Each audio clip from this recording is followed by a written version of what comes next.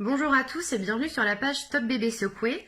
On se retrouve dans cette vidéo pour aborder le sujet des pleurs du bébé. Tout simplement parce que l'équipe de Stop Bébé Secoué, dans un désir d'être d'autant plus efficace dans notre discours de prévention, nous sommes rapprochés de Sabrina, qui est donc monitrice de portage, qui effectue du massage bébé, de formation assistante maternelle et également marraine référente de l'association L'Or Blanc. Vous pouvez retrouver son compte avec beaucoup de conseils sur Instagram, qui est donc Bébé en bulle.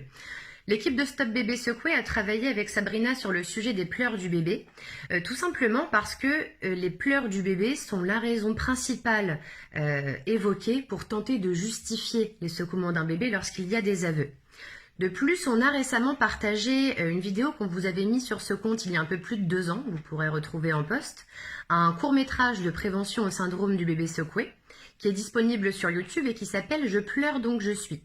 On avait déjà eu des retours terrain, et là, avec le dernier partage, on a eu un échange fort intéressant avec une maman dont la petite fille est décédée du syndrome du bébé secoué, et qui, elle, justement, s'est sentie quelque part un peu révoltée, puisque cette situation que beaucoup de parents ont pu rencontrer, si vous avez vu le court-métrage, vous allez comprendre de quoi je parle, sinon je vous invite à le visionner, c'est effectivement une situation d'extrême agacement, d'extrême fatigue, que beaucoup de parents peuvent se dire, c'est vrai que nous, ça on l'a senti, c'est vrai que nous... Et quelque part, en pensant ça, c'est aussi se dire que du coup l'adulte est exaspéré, tout simplement parce que le bébé ou ses pleurs seraient devenus fautifs du fait qu'il soit secoué. Donc là, justement, nous souhaitions apporter des informations par rapport à ça, puisque on peut tout à fait le comprendre qu'humainement parlant, émotionnellement parlant, les pleurs de bébé peuvent être difficiles à gérer, les besoins ne sont pas toujours faciles à comprendre, et donc pour y répondre, il y a d'autant plus de difficultés rencontrées. Pour autant, en aucun cas, le bébé est fautif d'avoir été secoué, ou ses pleurs répondant à certains besoins sont fautifs du sort qu'il a subi derrière. D'ailleurs, la plupart du temps, quand un bébé pleure beaucoup, c'est que quelque chose ne va pas. Il y a vraiment un souci derrière. Ce n'est pas le mode de communication préféré du bébé que de pleurer. À la naissance, le bébé, il a une multitude de façons de communiquer. Par le regard, par les gestes, par des petits bruits, des sons, ou également par un langage gestuel, par des positions qu'il va pouvoir prendre et qui vont du coup pouvoir permettre à ses proches protecteurs, à ses parents ou ses accompagnants, de pouvoir interpréter le besoin du bébé. En général, les pleurs vont arriver en dernier recours si tous les autres signaux n'ont pas été entendus, compris, et que donc le bébé se retrouve dans une situation où ses besoins ne sont pas assouvis, l'adulte n'a pas répondu aux besoins du bébé. Quelque part, finalement, les pleurs sont donc une alerte, une alarme du bébé pour dire j'ai tenté d'expliquer, on ne me comprend pas, voilà, je pleure parce que ce mode d'expression va vous interpeller et peut-être que là vous allez réussir à comprendre quel est mon besoin.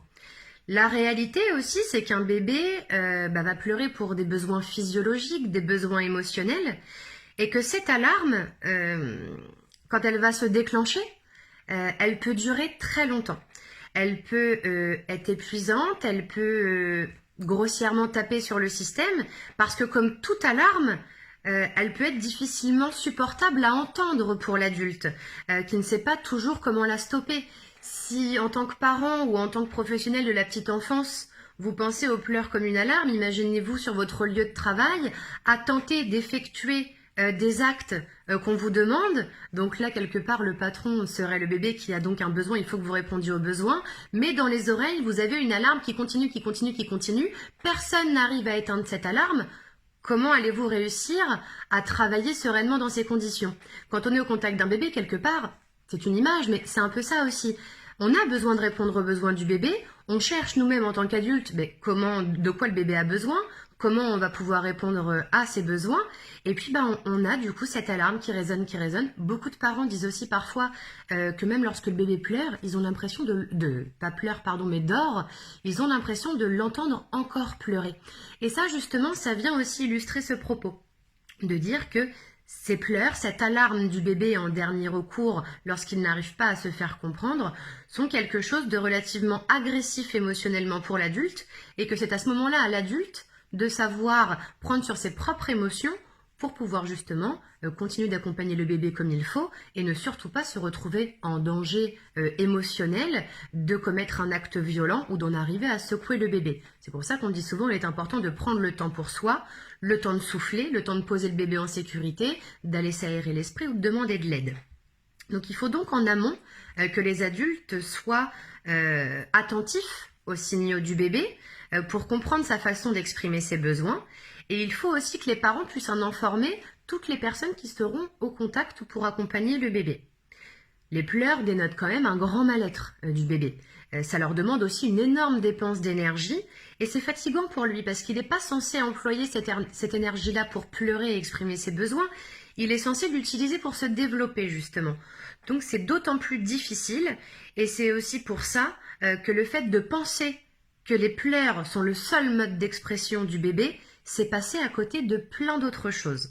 Ça, c'était vraiment le sujet le plus important par rapport aux pleurs du bébé.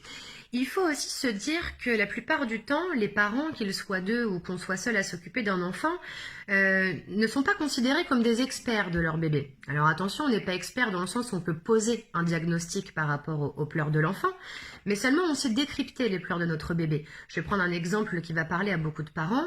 Les bébés qui ont des régurgitations internes ou externes dès la naissance, souvent disent « mais mon bébé pleure de manière anormale, pleure beaucoup, il est en souffrance ».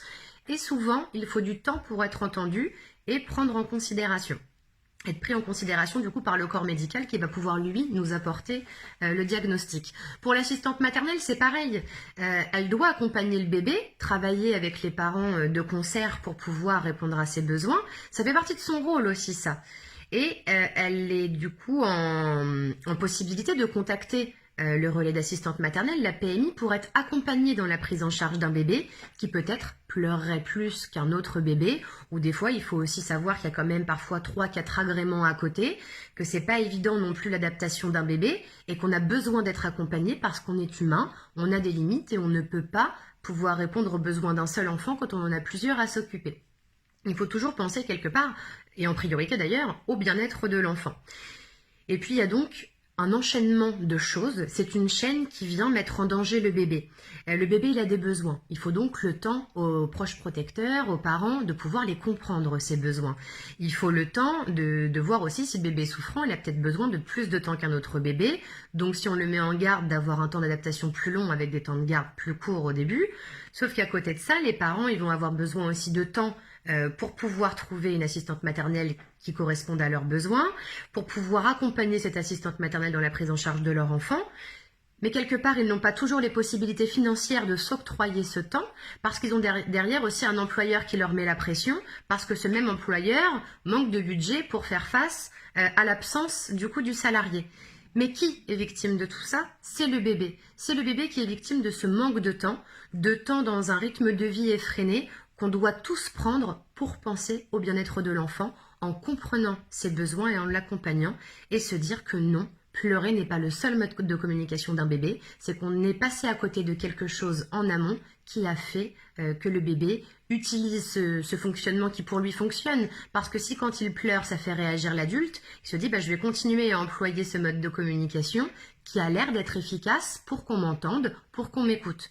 Malheureusement, le bébé n'a pas conscience que ces mêmes pleurs peuvent le mettre lui en danger. Donc c'est à nous, adultes, de se dire que certes, on n'est peut-être pas assez accompagné face à la gestion des pleurs du bébé, ça c'est un fait certain, mais on doit maîtriser nos émotions, on doit trouver les ressources nécessaires en nous pour faire face et pour demander de l'aide, il ne faut pas hésiter à le faire. Et puis on va aussi beaucoup demander aux parents, aux professionnels de la petite enfance, de savoir être résistants aux pleurs. C'est pas évident à gérer. Voilà, donc dans tous les cas, ce qu'il faut garder en tête, c'est qu'il ne faut jamais secouer un bébé, bien évidemment, qu'il faut savoir prendre le recul nécessaire vis-à-vis des pleurs du bébé, mettre le bébé en sécurité et pouvoir prendre le temps de l'accompagner et de revenir auprès de lui plus sereinement.